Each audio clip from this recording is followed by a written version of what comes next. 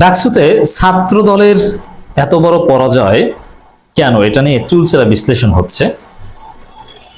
এর নেপথ্যের কারণগুলো আমি একদম সহজভাবে ব্যাখ্যা করব। সবার জন্য শিক্ষা, এটা জামাত শিবিরের জন্য শিক্ষা, যে এত ল্যান্ডস্লাইড পরাজয় কেন হয়েছে, ভূমিধস পরাজয়, না কানে চুবানি খাওয়া, একটা মানে কম্পিটিশনই হয়নি এখানে। 3 গুণ ব্যবধানে শিবির জিতেছে, কোনো পদে ছাত্রদল জিততে পারেনি, কোথাও না। তো এই যে লজ্জাজনক পরাজয়, এরকম কিন্তু হওয়ার কথা ছিল না। তারা কল্পনা করেনি, তারা ভেবেছিল যে পরাজিত হবে কিন্তু সেকেন্ড হবে অথবা 2-1টা জায়গা জিতবে, কিন্তু না, সম্ভব হয়নি। এখন দেখেন, জিয়াউর রহমান আমাদের কাছে অত্যন্ত সম্মানের, খালেদা জিয়া আমাদের কাছে চির সম্মানের। সেই জিয়াউর রহমান এবং খালেদা জিয়ার দল ছাত্র দলের এই করুণ পরিণতি দেখে তাদের ভালোর জন্য আমরা আলোচনা করছি।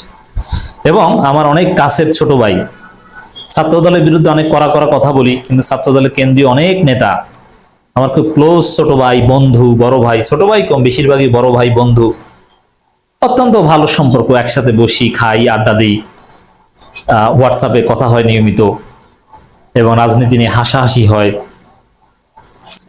এবং আমার কিছু ছোট ভাইও আছে ছাত্র দলের পটেনশিয়াল নেতা, কেন্দ্রে ভালো ভালো পজিশনে আছে। অর্থাৎ সবার জন্য এই আলোচনা অত্যন্ত গুরুত্বপূর্ণ। ছাত্র দলের পরাজয়ের কারণটা কি? আমি আগেই বলেছিলাম ছাত্র দল এরকম লজ্জাজনক পরাজয়ের শিকার হবে। ছাত্র দলের ভোট অত্যন্ত কম ঢাকা বিশ্ববিদ্যালয়ে। এখন কেন, এর কারণটা কি?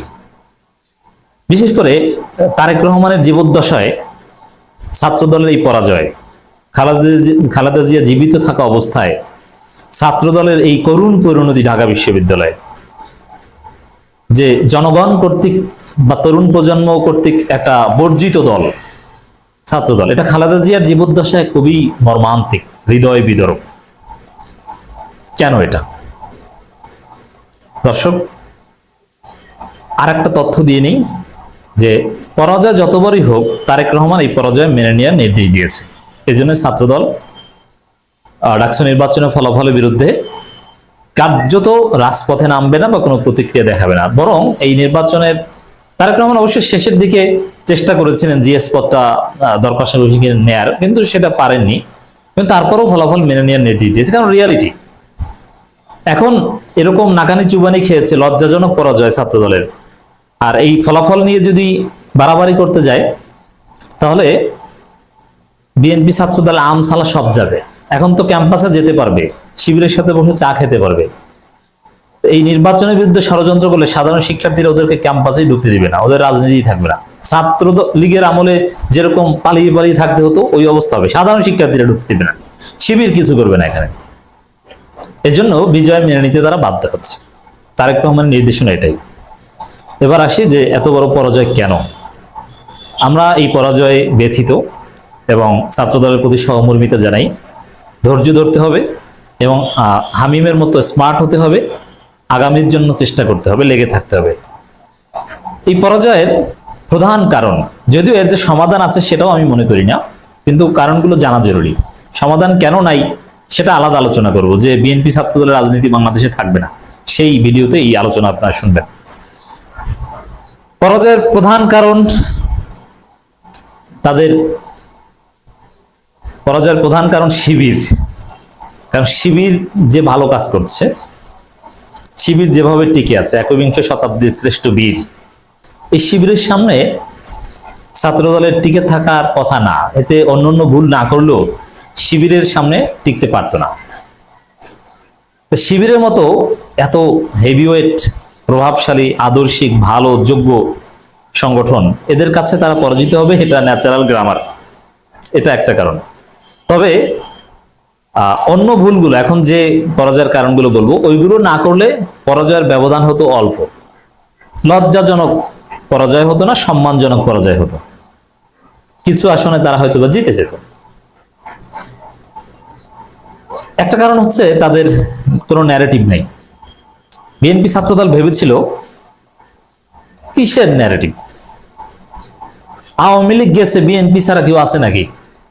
আমরা চান্দাবাজি করি, যা করি, মানুষ ভোট বিএনপিকেই দেবে। এই যে ন্যারেটিভ নাই তাদের কোনো বয়ান নাই রাজনীতিতে। বয়ান ছাড়া, ন্যারেটিভ ছাড়া রাজনীতি চলে না।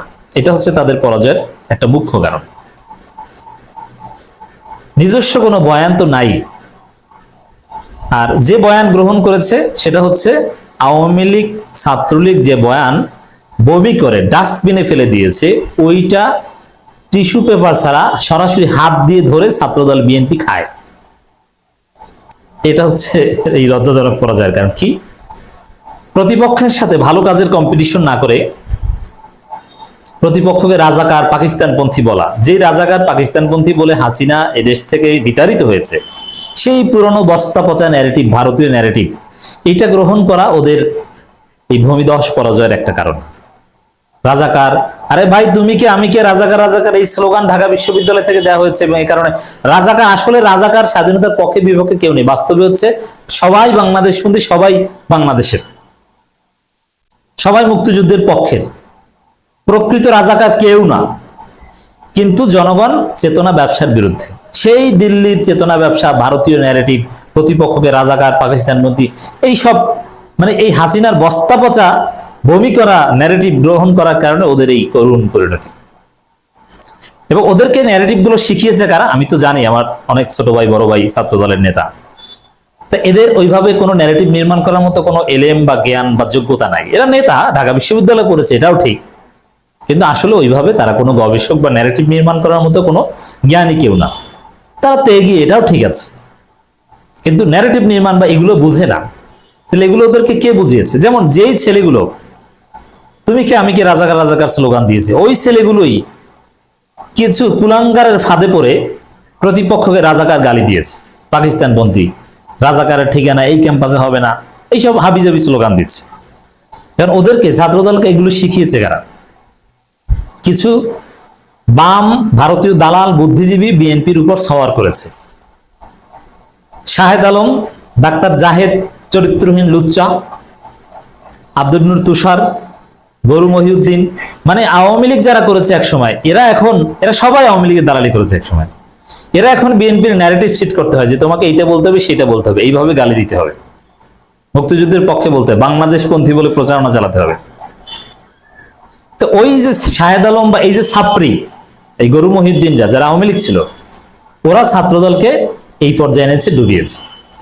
এই জন্য ছাত্রদলের বাংলাদেশপন্থী বা জিয়াউর রহমান খালেদা জিয়া পন্থী নেতাদের উচিত এই বুদ্ধিজীবীদের জুতা পেটা করা। বিএনপি যদি ভবিষ্যতে বাংলাদেশের রাজনীতি টিকতে চায়, তাহলে শাহেদ আলম, ডাক্তার জাহেদ, আব্দুল নূর তুষারদের জুতা পিটা করে বের করে দেওয়া দরকার। তোরা বিএনপির পক্ষে কিচ্ছু বলতে পারবে না, তোদেরকে পিটাবো ডাইরেক্ট। এই কঠোর অবস্থান না গেলে জাতীয় রাজনীতিতেও এরকম জয় বাংলা হয়ে যাবে। আরেকটা কারণ হচ্ছে ভয়ানক ইন্টারনাল ক্লাস কনফ্লিক্ট।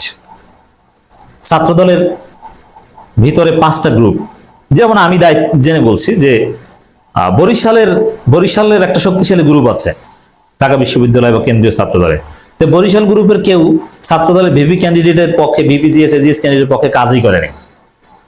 ওরা ভোট